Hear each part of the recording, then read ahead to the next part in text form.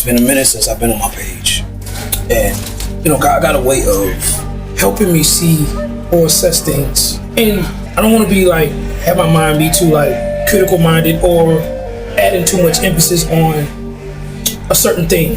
There's some things that I'm not actually at a conclusion about, but then there are other things that bring me to a conclusion. And it's one thing to be a diehard, right? And it's one thing to lead, right? In a certain manner. And I've learned to be able to lead in love, right? And I'm like, okay, to what extent am I required to extend myself to a measure and be met, right? Because sometimes I can overly exert or overly extend my love beyond the means that is not met, probably. My productivity over the past few months or over some time. And I'm like, okay, when I'm in an exchange with a person, I can tend to lead.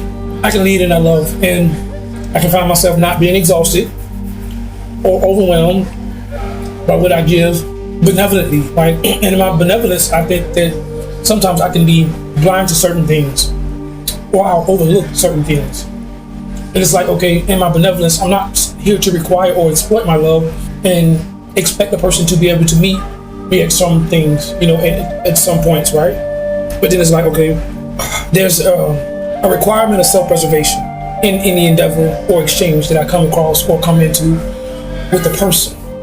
And that's when things are actually be expressed or shown that, okay, I should be permitted to go further, right? I should be permitted in a mutuality that should actually permit me to progress further in taking the initiative or bridging to another aspect or degree in love and just leading in love, right? And it's like, okay, shit, I had to really learn some things.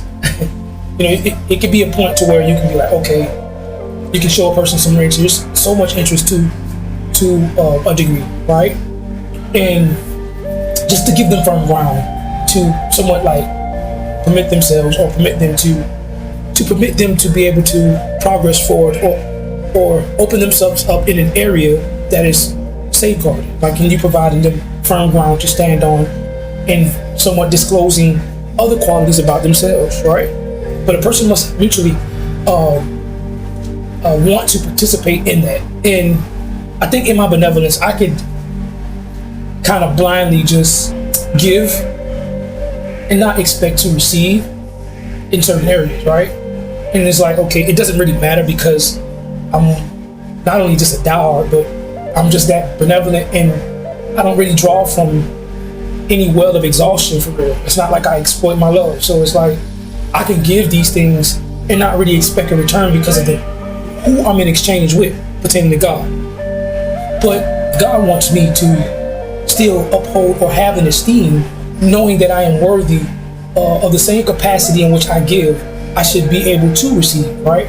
So I'm like, dang, I'm being humbled in an area where I'm kind of learning that all the interest that I may invest or pour into a person, right? To what point should I not expect they return or expect reciprocity? But in a sense, yeah, like at what point should I consider a response in reciprocity from a person? And it's like, I don't want to put no time on when a person should show their interest, right?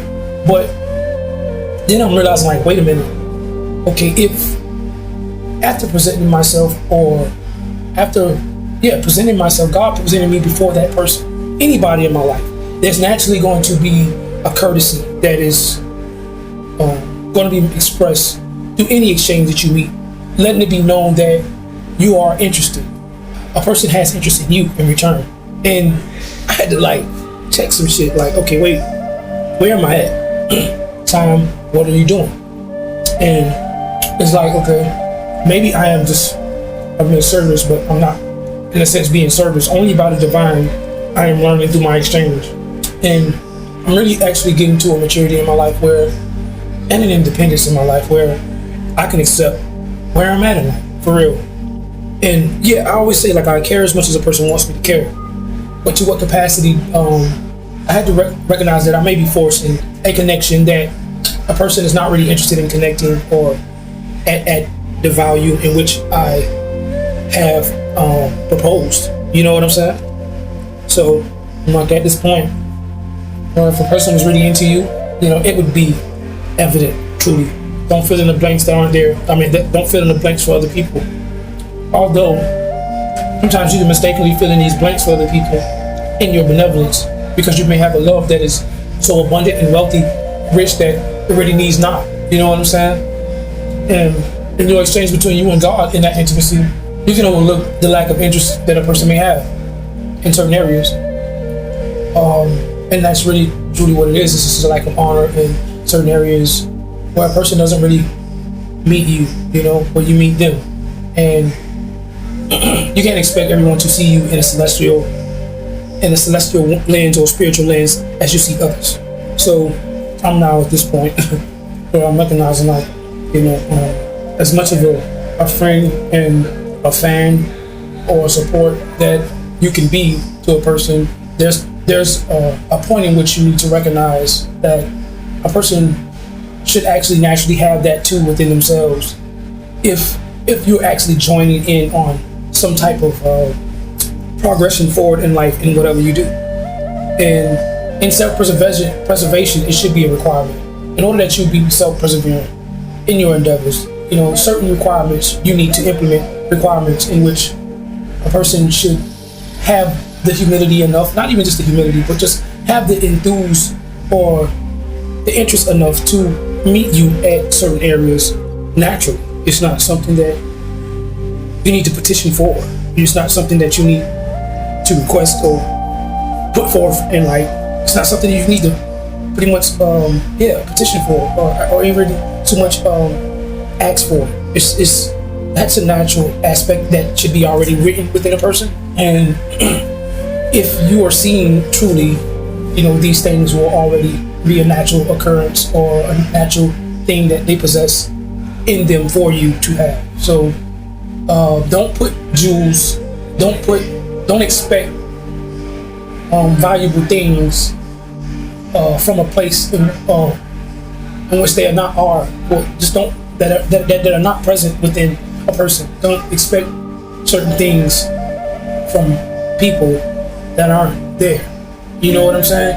And you have to grow into the maturity of being able to accept the reality thereof, of where you are, who you are to people. And these things will be expressed. Now there's another thing to placate, and you may mistake the placation as a form of interest for real, and you may mistake that placation as a merit or a courtesy that a person may have, in which it is in a sense, but it's not at the capacity in which you may give, or you may it's not at the capacity in which you may expect a person to have, and you may think it is, but a person is just in mere placation out of courtesy, and it's just a form of being kind, but you can mistake that for being love in return, and that's so not the case. And knowing how to do your job and step back, and not having and possessing things, period, in life, and understanding that you're not written in the places that a person is written in you in love. You may not be written all the time, and you just may have to respect the reality thereof, and that's just accountability.